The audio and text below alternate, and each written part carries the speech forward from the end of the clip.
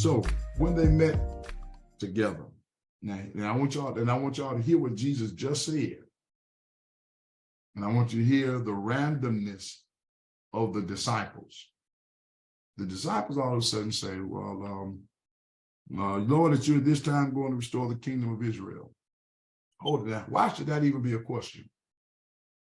And the reason why we're taking the time to go through this is because I need for us to always understand that this is also a sign that the disciples have not lined up with God's will. They still have their own objective. Those of you who have studied the Bible a little bit, you've heard of a group, you've heard of varied groups. You've heard of groups like the Sadducees. You've heard of groups like the Pharisees. You should have heard of a group called the Essenes. And you should have also heard by now the group called the Zealots.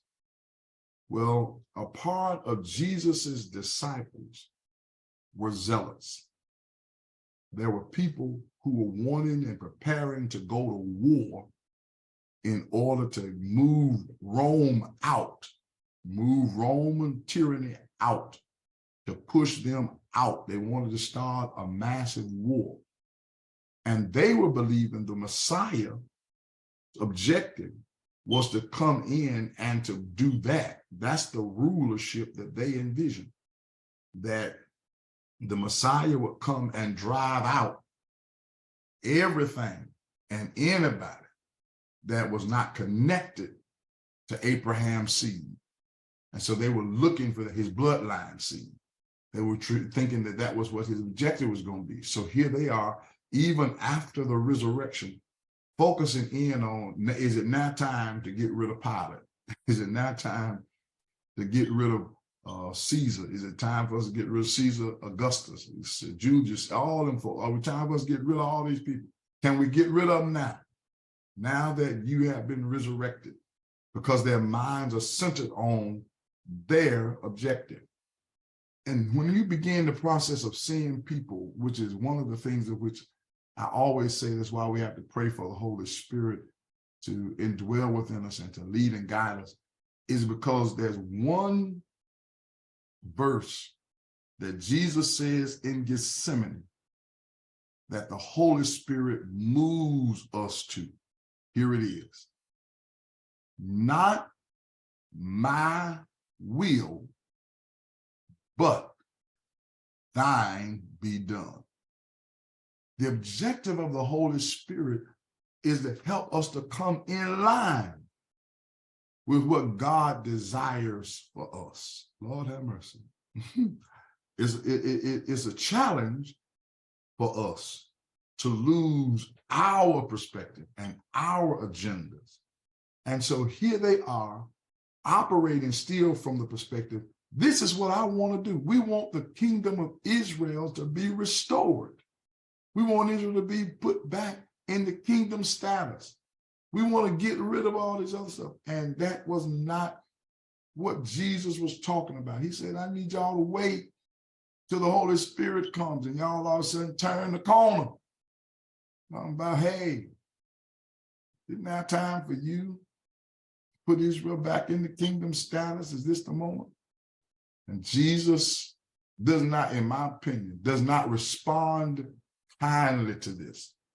He responds adamantly to this.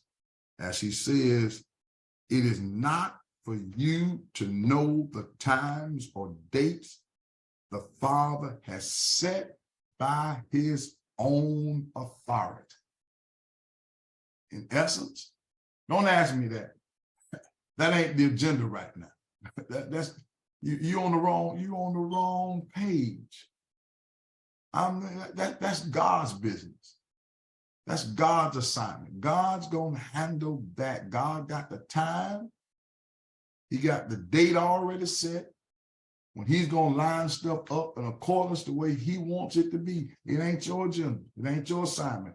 That's not where your mind needs to be. Get your mind off of Rome. Get your mind off Israel being back in kingdom status. That ain't where your mind needs to be. He says, but verse 8, but you will receive power. Power. when the Holy Spirit comes on you, and you will be my witnesses in Jerusalem, and all Judea and Samaria, and to the ends of the earth. That's major.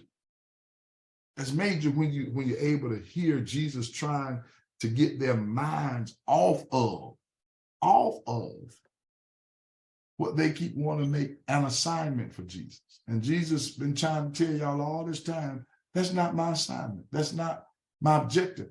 What you fail to realize is the kingdom, of Rome has already been destroyed. It's already been destroyed. I need to find it. And I think it's Daniel,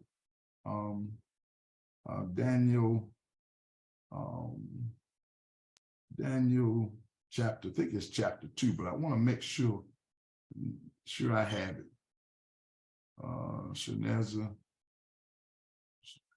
Nebuchadnezzar's dream.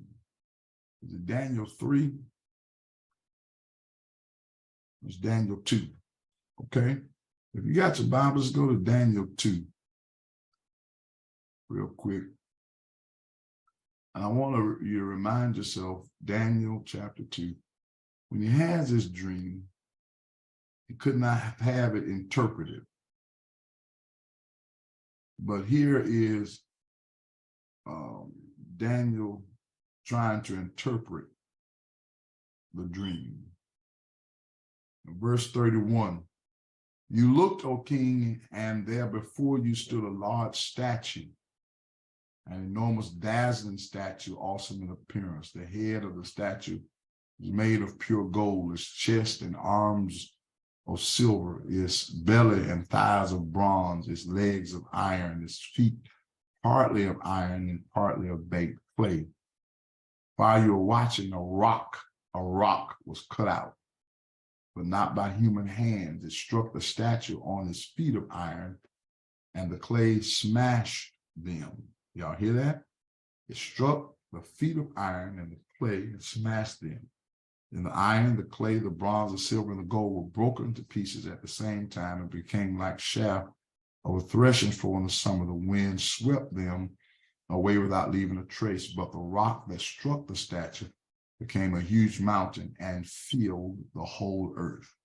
Now, let's give interpretation to that.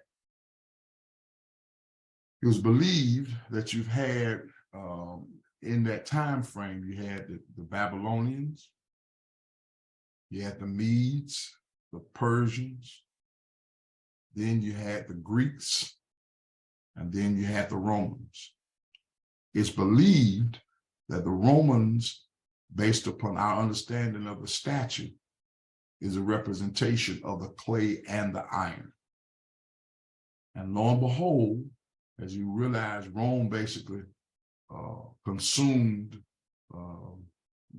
liturgies and identities and cultures of all people and became a part of what Rome was. And in and of itself, Rome was in power at the time of the rock. And the rock happened to be, y'all, somebody want to call the name for me? Y'all know it? Jesus. So Jesus is tripping on the disciples who should already know the words of the prophet. You asking me for something that's already happened. The tyranny or the authority of existing cultures has already been destroyed. The rock has already come and smashed it. So you wondering about when something's going to be restored? Brother, it's already in your presence. That which was supposed to destroy my witness can destroy my witness. I still live. And I've gone through death, hell, and the grave and got up with all power in my hands. And now I'm telling, in heaven and earth, I need to specify, in heaven and earth is in my hands. And I now am telling you that you're wondering about what you're going to restore in the earth. God's already given you power And through you, that which is going to happen is there's going to be a large mountain, a huge mountain to evolve, because the word in you is going to go forth. And that's always important for us to understand about the Holy Spirit's job.